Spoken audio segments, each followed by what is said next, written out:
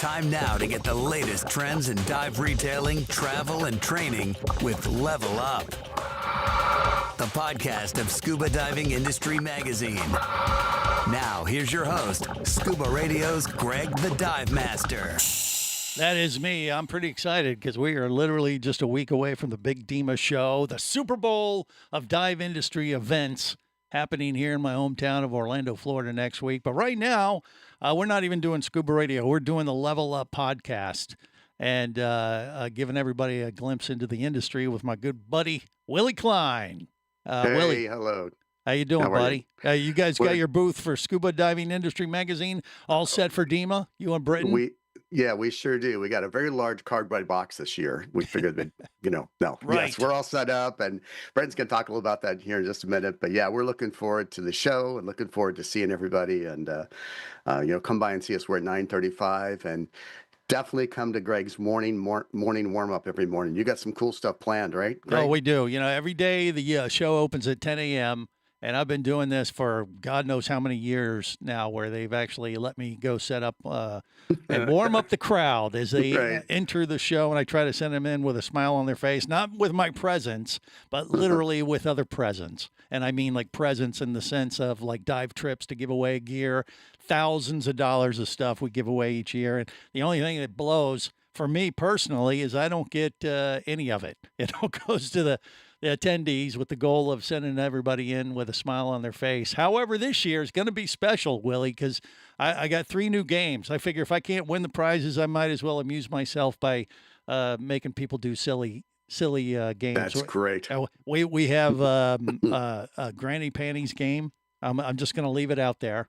Okay. We have life-size ring toss. Well, we got these big inflatable like floats, right? They That's use in a a great pool, idea. and you throw them off the stage, try to ring a diver, and if you do, you win, that kind of thing. And then this other one called Scuba Radio, Shake Your Booty Balls. And I think I better just leave that one alone as well. But trust That's me, great. these are going to be visually That's entertaining for me at the bare minimum. But That's great. the people that participate show up a little bit before 10 a.m., usually, by 9:30 or so. Trust me, it'll be worth showing up to the DEMA show next week in Orlando just a tad early before the event opens each morning, because we have just tons of stuff to give away, and I'm pretty excited. It's a blast every year, but this year That's is even great. going to be more fun. So, you want a shot at that probably yourself, don't you, Willie? Well, I think I'm kind of ineligible. Why? But speaking of giveaways, I'll tell you what, if you want to try on the granny panties as a demonstration for all the people, I see. I just want to make that available to you right now. That's something I might try. You never know. You never you know. you put them on, and then you got to catch stuff in your I see. drawers. It's a Uh-huh. whole thing. I don't know. That sounds really fun. That's great. Well, speaking of giveaways, we actually are doing our own giveaway and in our booth, and Britton's going to talk a little bit about that. All right. What do you got, Britton? That's right. I got 3 just super quick things. Firstly, Dive Pros, please keep an eye out on your inbox. This week, our Klein Group Global Dive Business Survey is open, and now's your chance to really shape the future of the dive industry. It only takes about 2 minutes to complete the full thing, and everyone who participates gets full access to the results absolutely for free. So don't miss it. Your insights really do drive the trends that we all depend on. Secondly, yes, come by and see us. If you haven't filled out our Scuba Diving Industry Magazine subscriber survey, go ahead and do that now, because everyone who completes it before the DEMA show gets entered to a drawing for a $150 pizza party gift card. And it's kind of our treat to say thank you for being a part of the dive community. And we're going to go ahead and announce that winner on Friday at 3 p.m. And you don't have to be present to win, but stay aware of that. Thirdly and finally, our Writers Roundtable. Please make plans to join us in the town hall for our writers at the DEMA resource booth at 9:65. Sorry, we've got 2 sessions, Wednesday at 5 p.m. and Thursday at noon. It's a casual industry chat with some Q&A as well. And it kind of gives you a chance to hear some of the industry's most respected voices. And, it's a nice hangout. So come by, come meet our authors, and come chat about where, the industry is headed. Guys, that's all I got. Love Two it. sessions, right, Britton? That's right. Yeah, one on Wednesday at 5 p.m. and the other one is on Thursday at noon. Yeah, come check it out. It's going to be great. We're going to have about 15 or so writers. And I'm very honored to say that if you look right above my finger here, you see this beautiful cover. This is our Dima Show cover. It is the most read cover of the entire issue, or most read issue of the entire year. It's actually, this entire cover is being put on a kiosk display in the Dima lobby, registration lobby, where you can pick up. Oh, you got your copy. Yeah. I haven't got mine yet, so that's I great. came in You the got mail yours. today. That's Absolutely. oh good. Oh good. The East Coast got them. Good job. Okay. Yeah, there you go. They're showing the this is compliments of our very good friend Amos. Amos, welcome. I know you're just back from Africa and spotting the black leopards and all kinds of crazy stuff. So tell us a little bit about how you got this incredible shot. Hi, everybody. Hello. It's good to see you all, because I'm going to miss you at Dima. Oh, But no. this is an opportunity to connect with you all and to share the moment. Some of you know that my mission was for 50 years actually taking pictures or showing that there is no need to be fear of the ocean or the animal, but to understand the animal and then to be able to create harmony with them and be with them in the ocean safely. So one of the goals, of course, is to be with a great white. And naturally, at the time, there was nobody allowed to do it anywhere else, not in Australia. And where I started in 1980 with Rodney Fox and with Ginny Clark, the late Ginny Clark, the famous one, and then not in Mexico, but in South Africa, I was able to do it with the maverick Andre Hartmann. Andre Hartmann was remarkable. He's still remarkable, unfortunately not in good health, and to be able to experience and to test diving with a great white in open water. What Andre and I decided to do, of course, we did not have any guests. We did it by ourselves. We went down out on dangerous reef and put the cage on the bottom of the channel, which is about only 18 or 20 feet deep. And Andre was on the surface feeding the shark. As the shark come in, he will give the shark will take it out of his mouth. I went into the cage, and the first 2 or 3 times, the shark came in on the surface to take the bait, but Andre did not let it take it because he wanted to come back. But what I saw underwater was fascinating, because after 2 or 3 times, the shark changed direction, and rather to come on the surface toward Andre to take the bait from the dive platform, the shark went down underwater, come along the bottom toward me in the cage, rise up in front of the cage all the way up to the surface, and take by surprise take from Andre the bait that he had in his hand. Next time what I did, I went on top of the cage, sitting on the cage, and the shark did the same thing, did not care about me for a second. He only went for the bait that was on the surface. Just like a missile, like a Tomahawk missile, the bait, lock up on a target and go for the target, don't care about anything else on the way. Next thing we did, Andre and I decided to go to another place and take a bait, put it under the rock, and he and I will stand, each one of us, on the opposite side of the cage. And we were in about 30 or 40 feet deep. And eventually, after 10 or 15 minutes, the shark showed up and went down to the reef to find out where the bait was. He could not take it out, and he started to go up. Andre went after the shark, and I went after Andre, and here is the picture. Wow. That's amazing. That's amazing. So thank you. Amos has been doing a series in our magazine for about the last year called From Behind the Lens. And he does these beautiful, beautiful profiles of how he gets these incredible shots. So take a look at his series. This month's, of course, feature is on how he got this shot exactly. And he speaks a little bit more about it in detail in the article. So thank you, Amos, for being a great supporter of the magazine. There's one other special thing I'd like to announce about Amos, and this is the first place you're going to hear this on the planet.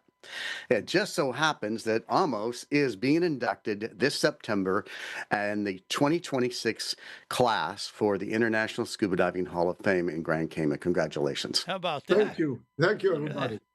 It is always a pleasure being with all of you, not just today, but for the past 50 years. Some of you I shook hand, some of you I don't know, but I hope to know you again or to see you next Dima in 2026.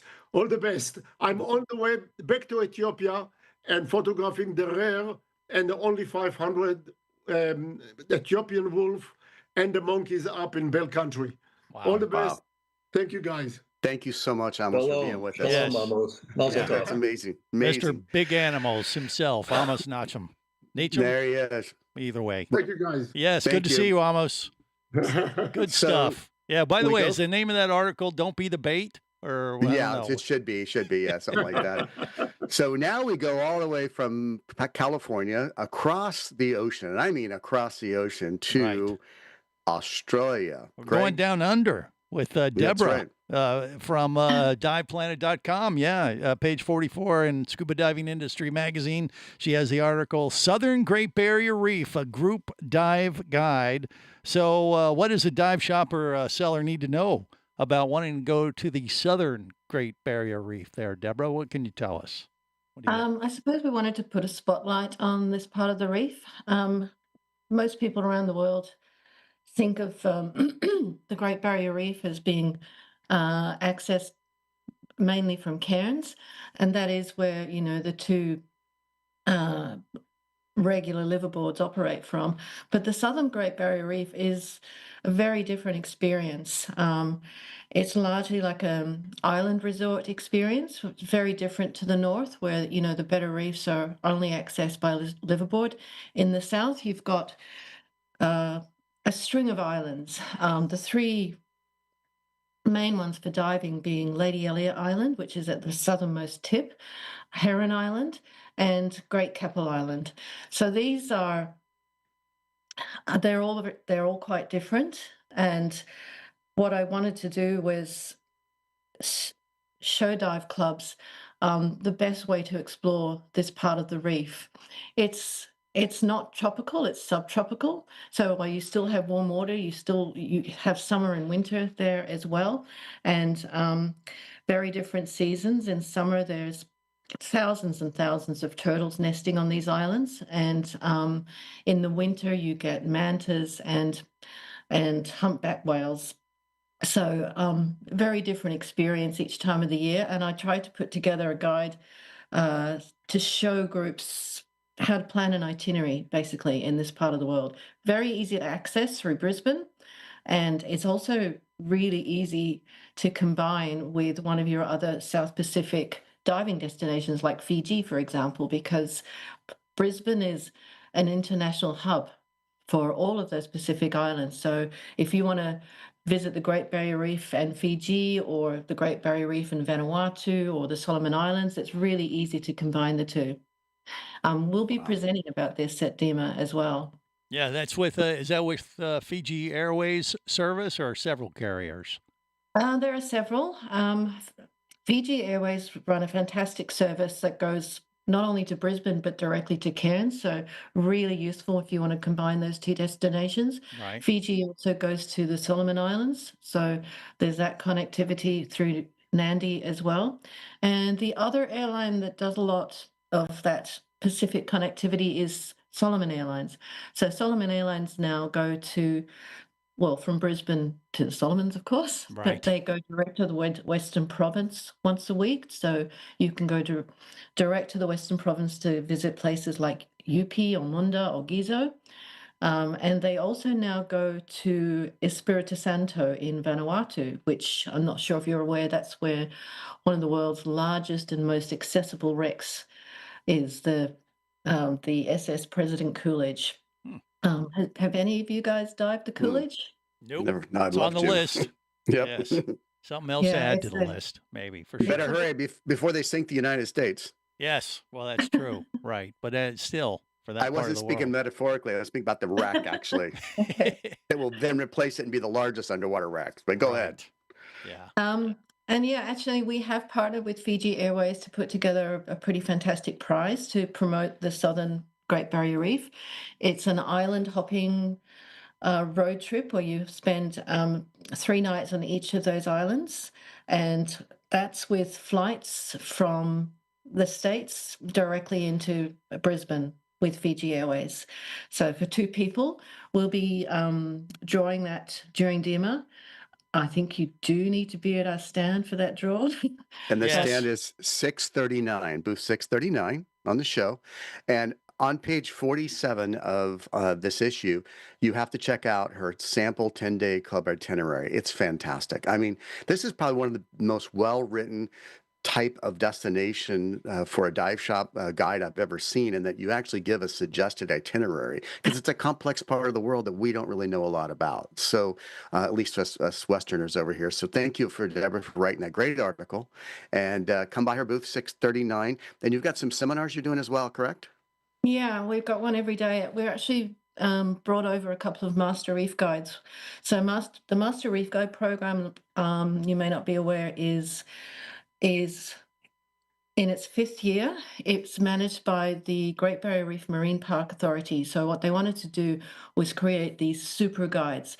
So these are resident marine biologists, or they're dive guides or instructors that are picked because of their passion for the reef, and they undergo quite intensive training so that they become master storytellers. So they have a incredible knowledge of the reef, of its biology, and also even its indigenous history, and the meaning it has with the local indigenous people that live here. So we're bringing across 2 master reef guides, one from Great Keppel Island and one from Heron Island, and they'll be helping us present a reef health update. Thank you again for being with us, Deborah, and it's wonderful to catch up with you, and we can't wait to see you next week at Diva. Yeah. I'm going to get See you next details. week. Yeah, Yeah. I'm going down under in April next year, so I got to connect with Deborah and get my itinerary. You gotta set. hook up with her. So we got to go from now Australia back across the pond to our very good friend Dr. Alex. Yes. Dr. Alex Brilski, page 14, Charting the Blue and Scuba Diving Industry Magazine, the role of dive tourism in the ocean economy. So how big dive tourism, or how big is it, I guess, and why does it matter, Alex? What can you tell us? Well, diving has always had a very difficult time telling its story outside of the industry. And part of that is because we have very little data. And what data we have tends to be either inaccurate, outdated, biased, or somehow incomplete. And in fact, very little has ever really passed muster to the point where it could appear in a peer-reviewed journal. And so I thought when this journal article came out, it came out in an oddly titled journal called Cell Sustainability. And essentially, primarily 2 primary researchers from University of British Columbia and from Scripps Institute of Oceanography authored, and as it will describe, it finally put some very solid data together in terms of where the industry fits, where the diving industry fits in the context of global tourism. And it's what we kind of knew for a long time. It's significant. It's quite significant. And what I did in the article was just kind of provide a synopsis. But there are 2 reasons I think it's particularly important. One is the industry needs to understand its position and its importance in the global context, because we have potentially a lot more power than I think we understand. And so that was, I think it's important for just the industry to understand that. Secondly, and I think even more importantly, it highlights that we aren't at the table often when decisions are made by policymakers, by destination management organizations, et cetera, and we lose out in that process. We need to really be engaged, and to be engaged, we need to be able to talk accurately about how big we are, how important we are, et cetera. And so that was really, to me, the biggest lesson from the article. It's without that kind of data to support our own advocacy, we really don't have much credibility, and we're kind of lost in the conversation. And so that's really what the article's about. But I also wanted to mention that based on the article, I've actually submitted to Willie a follow-up called "Why the Scuba Industry Needs More Self-Generated Data," explaining that outside data, and there's lots of data that mentions scuba diving, But these data come from sources either sports related or from the travel industry that are kind of disconnected. And they often lose a lot of the detail and nuance that's necessary to really tell the story of the scuba industry. And so what I've done in that article, I've tried to describe the metrics we need and, just what should we collect, how it should be collected, and really advocate for a broad-based knowledge base about the industry. And Willie and I have actually had some preliminary conversations. I'm hoping that DEMA particularly will take note of this and really kind of get behind this issue that's been a problem for us for the 50 years I've been in the industry at least. So Well, that's my story, and I'm sticking to it. Agreed. Hey, we're kind of a big deal. We need to make sure the world knows. Well, yeah, and Alex also is an author of several books, but one of them specifically, Beneath the Blue Planet, deals with a lot of these issues. I recommend everybody look for that, have it on your bookshelf. It's on page 15. He also has a very interesting sidebar of how to leverage the economic impact of dive tourism for a dive shop, for a wholesaler, for resorts and liveaboards. So check it out. It's a great resource. So thank you, Alex. Yeah. Look forward to Always seeing good. Oh, look, good seeing job. you There next you go, week. Tech. Tech's Yeah. got the book right there on his bookshelf. Of course he does. He's the scuba guru. He has all the. He has probably one of the biggest dive libraries, other than Alex Brelsky, on the planet, I assume. And before we transition from Alex to Tech, Alex, you're doing some seminars next week, as I recall, correct? Yeah, actually, I'm doing. I'm now working with Scuba Diving International, helping them launch their environmental initiative, and I'm doing a presentation called "Teaching Mindfully How to Build Stronger Customer Connections." I'm doing with Cheryl Patterson at Deep Blue a seminar on how to sell travel through education, and then I've been working with the publisher of my book, Reef Smart Guides, and we're going to be launching a very unique program called Ocean Explorer. That's really going to be the emphasis of our being at the show. And I'm doing an hour seminar on how that evolved, what it tries to accomplish, and how the program works. So I'll be a busy boy at DEMA this Very year. cool. Very cool. Well, before Greg, we jump over to Tech, I got to say, Tech, you did a really great job on your broadcast you did. It was more of a reels, but it was kind of like, here's what's going on at DEMA. We were so fascinated by it. We put it out to all of our social media. So Cool. thank you for doing that, Tech. It's really needed. And it's kind of hard to find one place that has all the events each night and all the parties that are going on. And you did a great job on that. So go ahead, Greg. Yeah. Well, yeah, Thank Tech you. is the man when it comes to preparing for DEMA. And that's what he wrote on page 40 of Scuba Diving Industry's magazine's latest issue, 6 success strategies for the big event. So what's the best DEMA show strategy for pros from your experience, which is probably more than most in the industry there, Tech? What do you think? Yeah, well, thanks so much. Yeah. It's hard to narrow it down to one because you can come up with like 10 of them and keep distilling down. But, for those that haven't seen the article, the 6 that I kind of posed for some thought there: become a DEMA member, which I think is just highly important for anybody in the industry to be that, whatever category of membership you would be in. It just really supports the industry. And then second, commit and register early. That's great. If you haven't done that yet, that's no problem. You can still go to the show and it's all good. Number 3 is download the DEMA Show app, which helps you with 4, which is selecting seminars, and 5, which is visiting exhibitors. But I would have to say strategy number 6, networking, comes in at my number 1. And the networking piece of this, not only is that kind of shored up, and what I was talking about before in that reel that you mentioned, Willie, like all the different ways that we can get off that show floor and just make connections with other industry peoples at socials and events and parties, and really celebrate people at these gatherings too. Everybody that's in the know in the industry is running around these parties, and just a great time to informally do that rather than trying to run in and out of booths and hit seminars and then talk to somebody and they got to go to another seminar. It just gets tough at times. So That's the one part of networking. And so I think the social side is absolutely huge.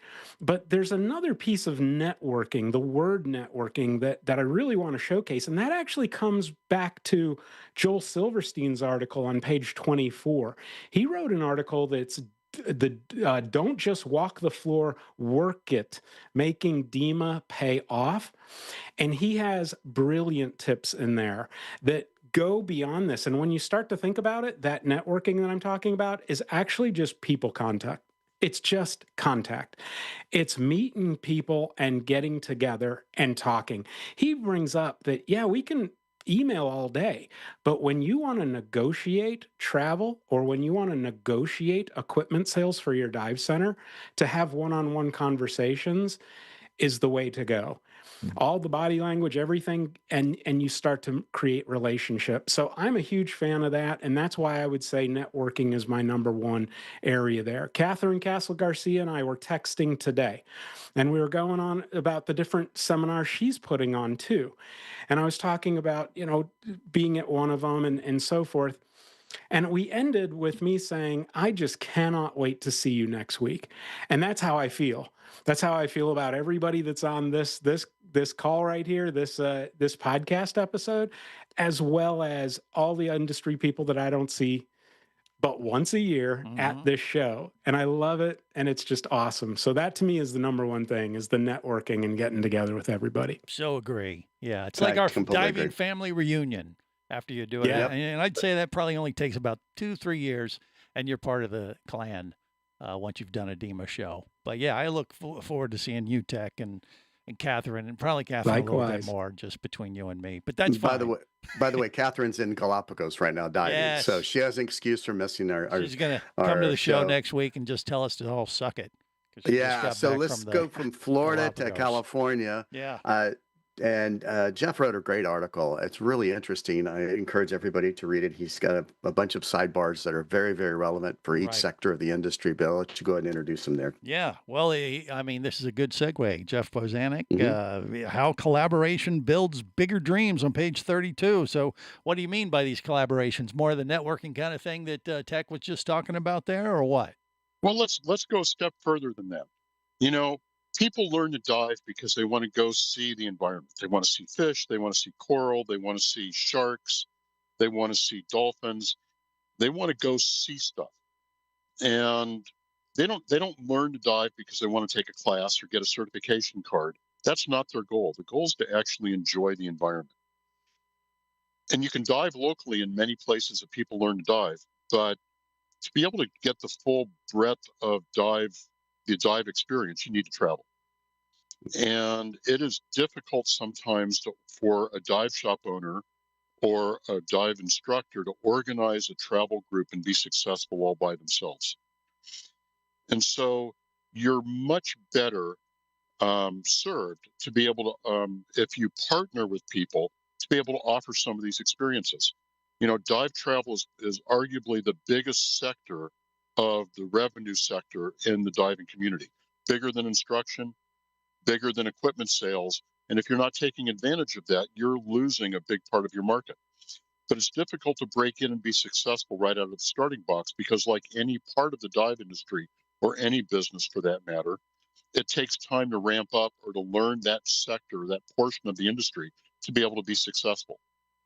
So building on what Tech has to say in terms of outreach and building collaborative relationships, this specifically looks at building a relationship where you're working with other people to promote dive travel in an area that you couldn't otherwise be successful doing by yourself. So let me give a couple of examples of that.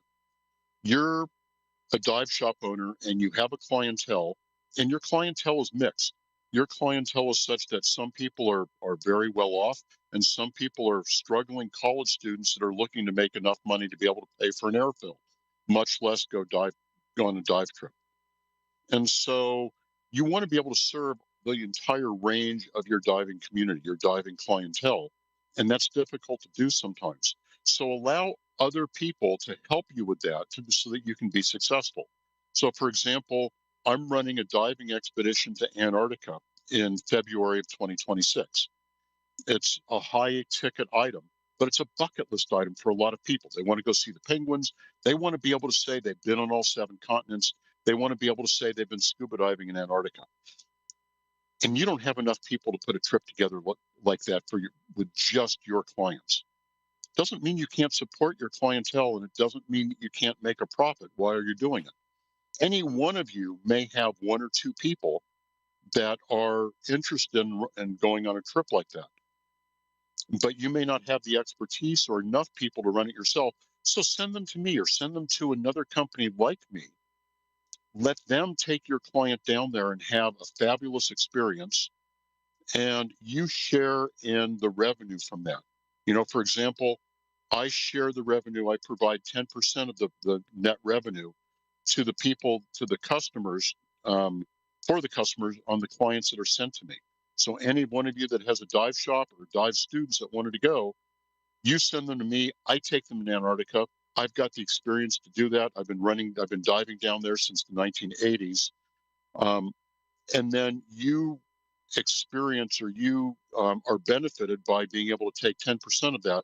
And that's a pretty big ticket item. You can stand to make $2,500 on a single client by sending them on a trip like that. Now, it doesn't always have to be on a large scale or a big ticket item. Even locally, you may not have enough people to fill a dive boat, a local dive boat. And so you may decide to share a dive boat with a local dive operation in your area, or maybe from out of the area, so you're not stealing from the same clientele. You may say, I've got a friend that owns a dive shop in Monterey. And the people in Monterey don't often go diving in Southern California where I am, but we have great diving in Catalina. And so you say, well, I can fill half of a boat. But now I'm going to call my friend that owns the dive shop in Monterey and let him fill, or her fill, the other half of the boat. Now both of you benefit because you've got a better charter price, a better profit margin for being able to fill the entire boat. And you filled it with 2 different groups working cooperatively together, so that both of you benefit, as well as your clients benefiting from being able to provide an offering like that. And so the idea is that by sharing these opportunities together, you may not have enough of a clientele to be able to be successful by yourself, but by partnering with other group and working collaboratively, it allows all of you to go out and have a good time, to be able to see places that you wouldn't otherwise be able to see, and to be successful in implementing or starting a dive travel program. Now, it may be that your operation is even smaller than that, and you can't fill half a boat or a quarter of a boat. Well, there's still ways to be able to be successful in that. So, for example, there are groups that amalgamate dive travel. They work with individual dive shops across the country, and each dive shop may only send 1 or 2 of their clients to this particular wholesaler. And that wholesaler takes people from 20 different shops, and now you get to go to really great destinations, the Galapagos, where Catherine is right now, or Africa, where Amos is, or Indonesia, or Australia, Bikini Atoll, any of these locations where you couldn't do it by yourself, but you only need 1 or 2 people. You let these wholesale travel operations provide the experience for them. And again, you share in the revenue with a percent. Now, the more people that you provide, typically the higher your profit sharing is on the people that are going. And so it behooves you to send as many people as you can, but you don't have to start by committing to 10 people on a trip, for example. You can start with just 1 or 2 and grow into it as you become more practiced, and as your clients get to know that you've got offerings that you can provide them that will benefit them and benefit you as a shop. And finally, you may want to partner with people that don't offer dive travel at all. And so, for example, Amos is on an African safari photographing land animals. But there's nothing to stop you while you're in Africa from running a white shark expedition in South Africa, or looking at the sardine run off of Durban, or going cave diving in Kamati Springs with Don Shirley. You can add a specific add-on that involves diving to a non-diving expedition that will help augment the primary trip, which may be non-diving related, but still give people the diving experience that they want to have in addition to being able to see the other type of tour operation that they're looking at. And That's so great. that's what I'm looking at by collaboration. And the idea is that we all benefit, the clients, the dive travel providers, and the local dive stores by collaborating with each other to make these fantasies a reality. Win, I win, love that. win. Yeah. Yeah, check it out, page 32, Greg. That's a great article. All right, so who do we got up next? Well, we got Shelly Hendricks. She's in Arizona, it says here on my cheat sheet. Page 41, 6 reasons for having a mentor. I love this article. Right. So what are some of the benefits of having a mentor? Yeah, well, just echoing what's already been said about relationships and getting to connect with people next week. I'm feeling grateful to have so many of my own mentors on this call today. So I've again feeling that gratitude. But as somebody who has personally benefited from mentoring in my own career, I'm passionate about this topic of mentoring as a resource for career and leadership growth throughout the industry. And so the 6 advantages that I wrote about in this article are our mentors have walked the path before us. They've been the route that we are thinking of going or considering going, and we can ask them questions. They can help us to set appropriate goals and maybe help us to adjust or stretch our goals a little bit if we're not challenging ourselves enough. They also have tools when we need to be able to use those tools. They can suggest other resources or other podcasts or other books or other videos and other people, perhaps. They can share with us and make introductions with those key contacts.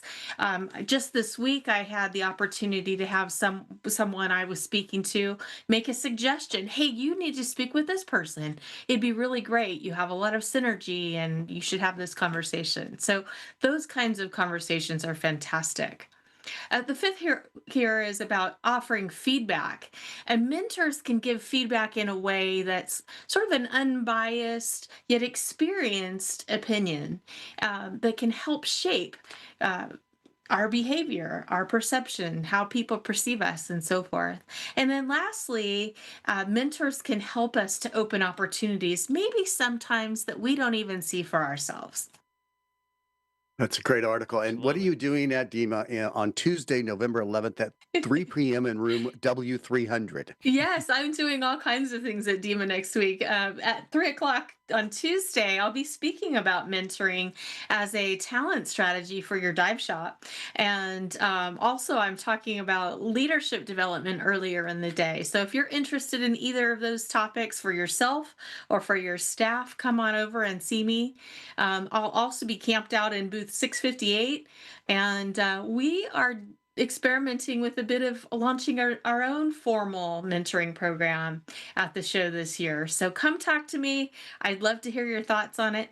And next month, I've already submitted my article on how to find a mentor that's right for you.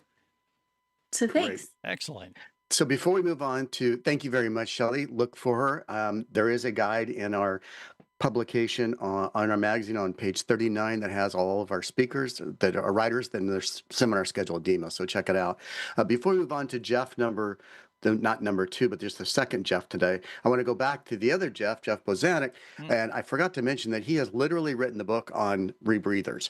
So if you have any interest in that market, he's written some great articles for us on how to start a business, start a rebreather side of your business, or get into it, or at least what are some of the pitfalls you look for. But Jeff does have a book out. I'm sure he'll have it available at DEMA, and it's literally the book on rebreathers. He's contributed to the NOAA manuals and everything else out there. So shout out to Jeff on that.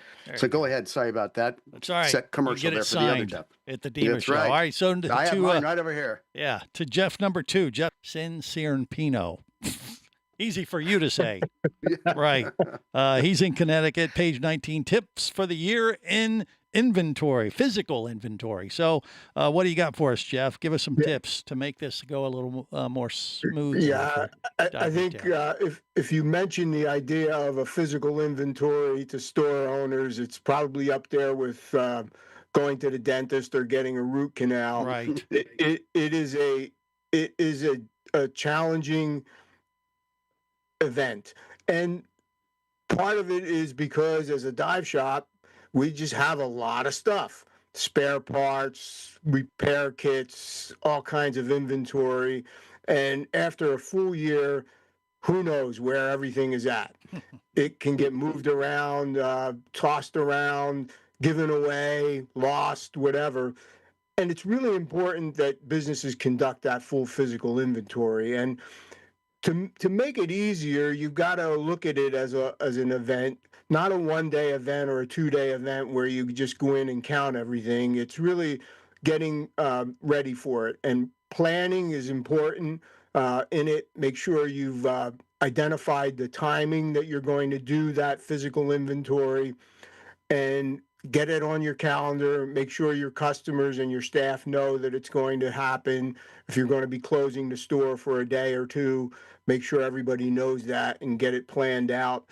And make sure you also understand how your systems work to do a physical inventory and help you out with that. So take a look at whatever system you're using to track your inventory or point of sale system, and brush up on how it actually works for a physical inventory. You might even give your vendor who provides that point of sale solution a heads up that you're going to be conducting that inventory on a specific day, so they're there maybe to help you out should you run into any difficulty. But in addition to the planning, there are some preparation activities that we learned that helped us with it. And one of the things is there's a lot of stuff that you're probably not going to sell between the DEMA show and the year end that you might be able to pre-count.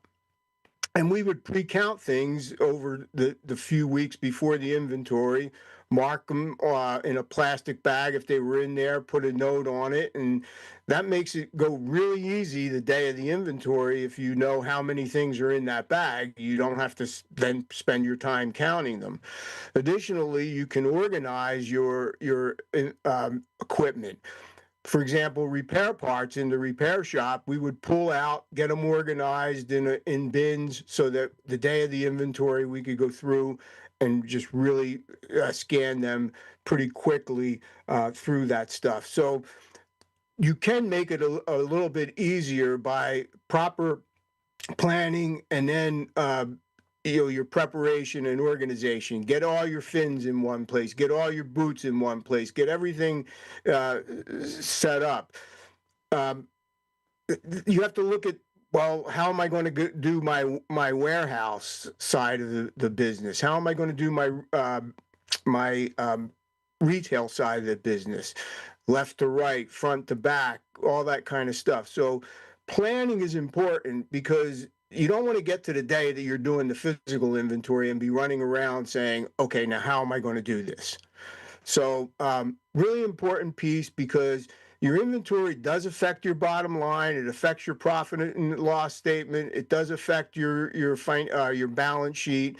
And also it helps you identify what you need to buy and what you need to replace, or more importantly, what you don't need to buy. Too often people are like ordering stuff because they can't find or don't know that they have something, or their systems are out of whack.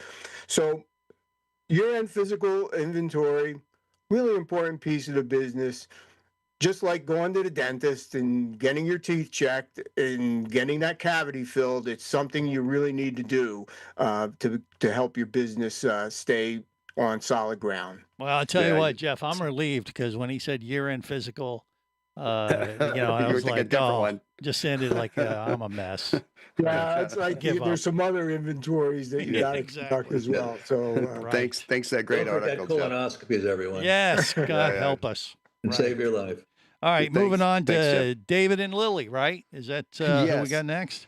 Yes, page 22, and I'm going to do the intro since I gave you the wrong prompt earlier there. Using fam trips to grow dive destinations. And if you're not familiar in the travel world, that's called a familiarization trip. I'm sure Dave and Lily will talk more about it. But specifically, what are the advantages for a dive destination to offer fan trips to trip organizers is the prompt and the question. So David, Lily, turn it over to you, folks. Okay, as trip organizers ourselves, we're always hesitant to entrust our reputation and our clientele satisfaction on a destination that we haven't visited personally, and are confident that our group will have an exciting and fun time there and remember it fondly. As trip leaders, we also want to know all the ins and outs of how to go through the needed immigration or transportation processes of that destination. For example, what's the immigration forms that we need to be filled out ahead of time online and by when? All this information will help our group later by knowing and keeping them informed. Dive destinations, whether it's a resort or a liveaboard dive boat, can offer trip organizers a low-cost way of doing it through a FAM or familiarization trip to get all of this experience and in-depth knowledge so that the trip organizers can be confident in organizing and offering this destination to their clients, and more importantly, to ensure that the trip runs smoothly. For example, if a resort is located on a hill or there's a lot of steps involved, and the organizer knows that the group tends to be older or they have physical limitations, they can request rooms that are closer to the dive shop or to the shore. It's an opportunity for the trip organizers to get a feel for the resort and dive boats and to better address their clients' needs and questions. Yeah, and in addition to the experiences of the actually going to the destination, fam trips generally offer trip organizers a detailed education program, seminars on how to sell their destination to your clients, and also key points and advantages for their operation so that you can pass that along.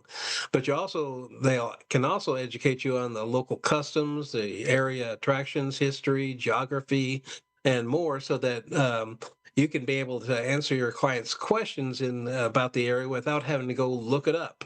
That of course makes you a destination specialist and inspires confidence in your clients that they know what you're talking about. For example, you may want to add cultural experiences to your trip package or recommend optional land excursions to your clients or whatever that your clients like to have. So a good fam trip also allows the trip organizers to personally meet the staff and personnel at the destination and to form relationships that they could later on help to know who to go to negotiate trip details and also to ask questions.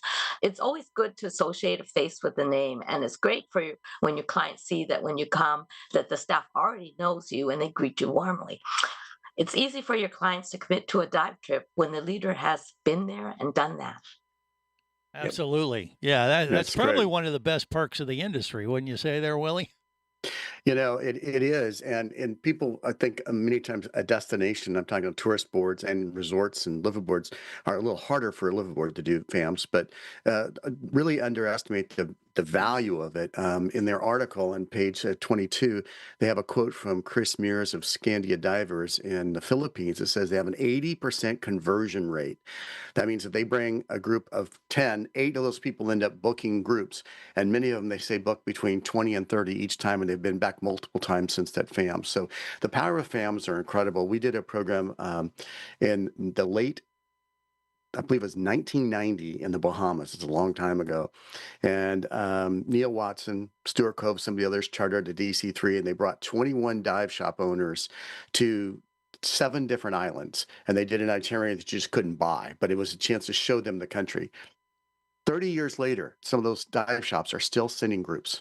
Absolutely. I mean, 40 years later, it's amazing what a FAM trip could do. So thank you. Great article, great concept, David and Lily. It's great to have you writing. And we're going to go from Dallas, Texas, because they actually live about 2 miles from where I'm sitting right now, to our good friend Linda down in South Florida. And I'm going to set this up because she called me a while back and she says, I did this program down at Anthony's Key and down in, do you think it might be of interest to the readers? I'm like, oh my gosh, yes, Linda. So well done on the article. And I love the concept. And I'll let you introduce her there, Greg. Yeah, well, it's Eat, Sleep, Yoga, and Dive. Linda Sue Dingle, page 48. So what does this mean? What are we making money from group fitness kind of programs or what there, Linda?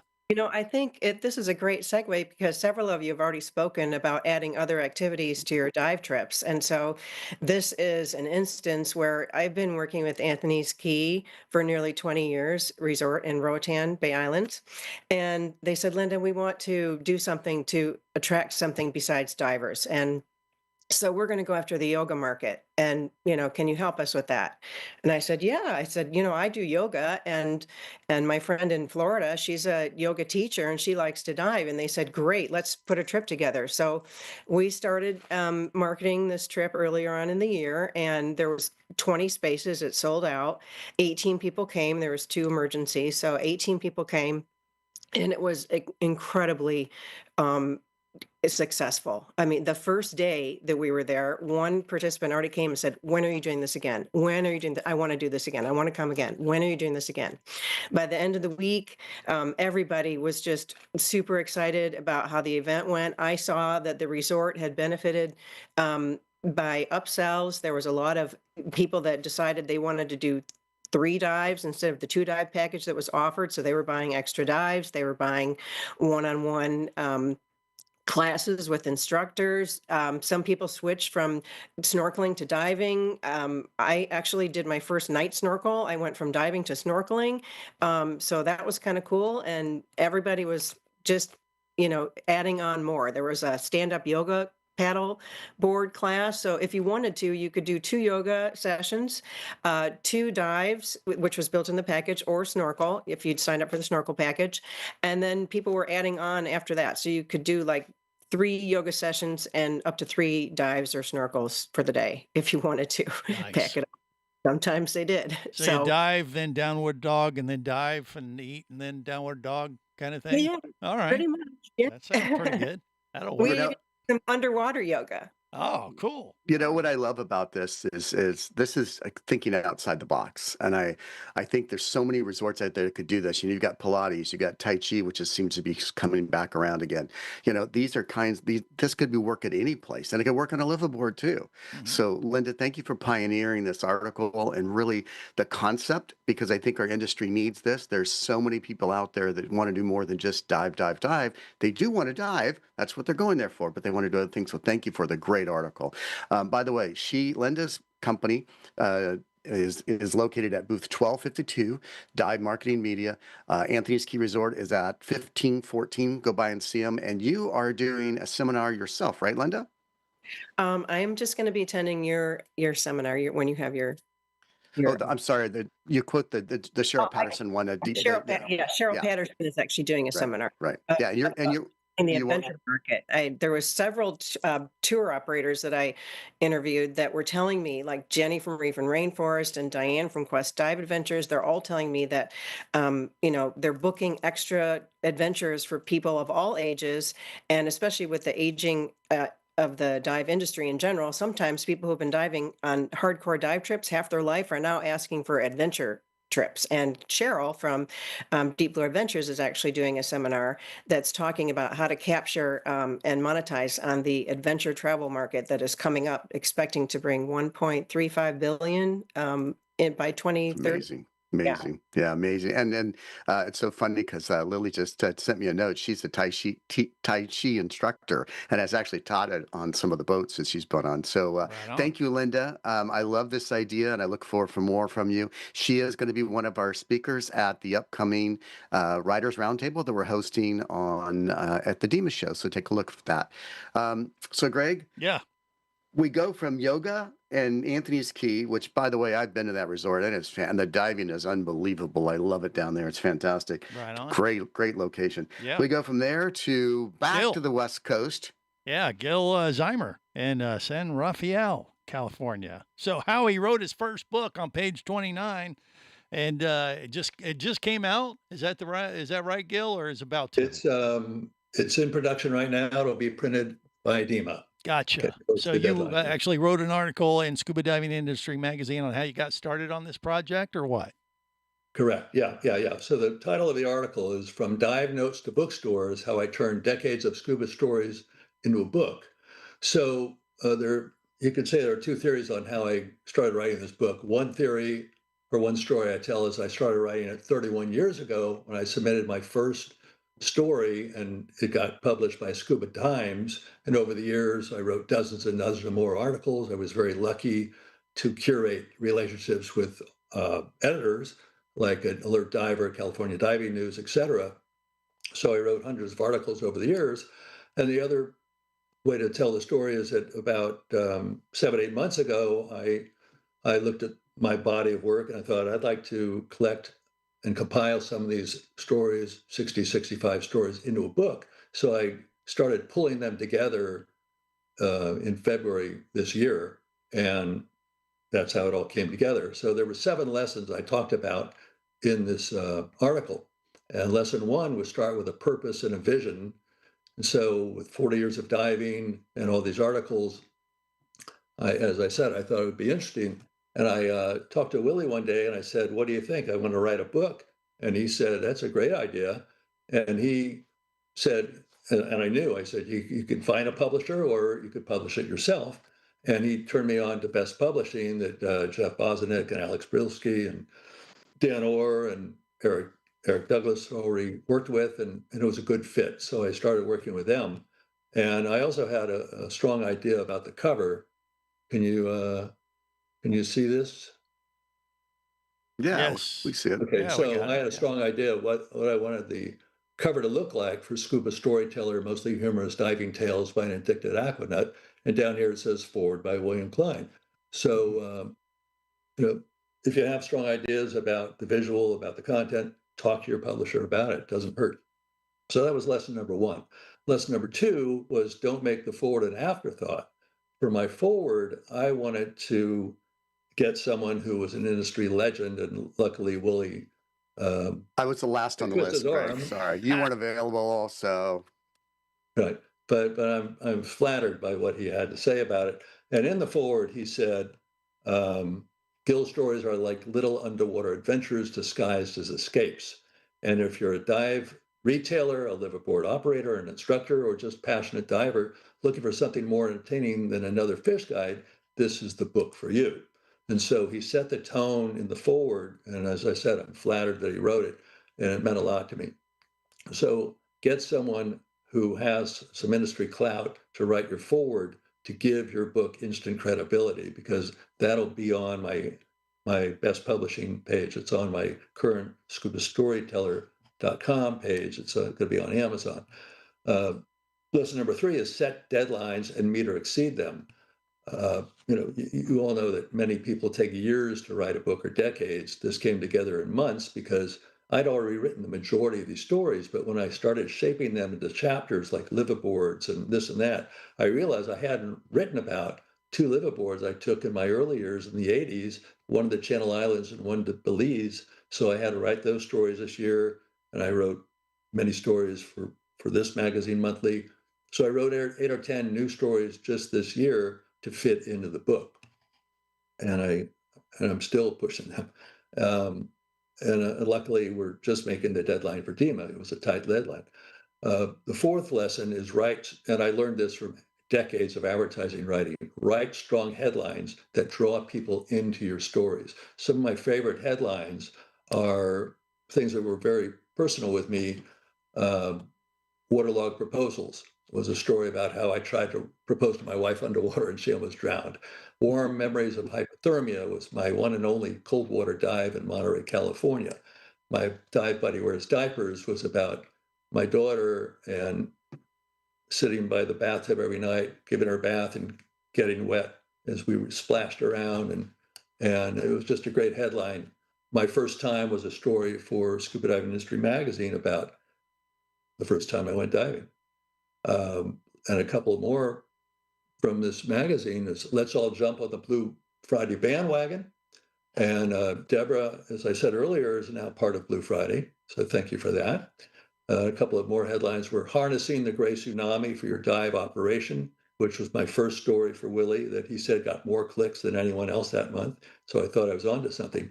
And the last story in the book is one where Amos Nacombe provided some great white shark images, and it was an interview with Wendy Benchley called Jaws at 50, The Shark Still Has Legs, and it was published in X-Ray Magazine by Peter. So I'm very proud of the way I've crafted the headlines to draw readers in.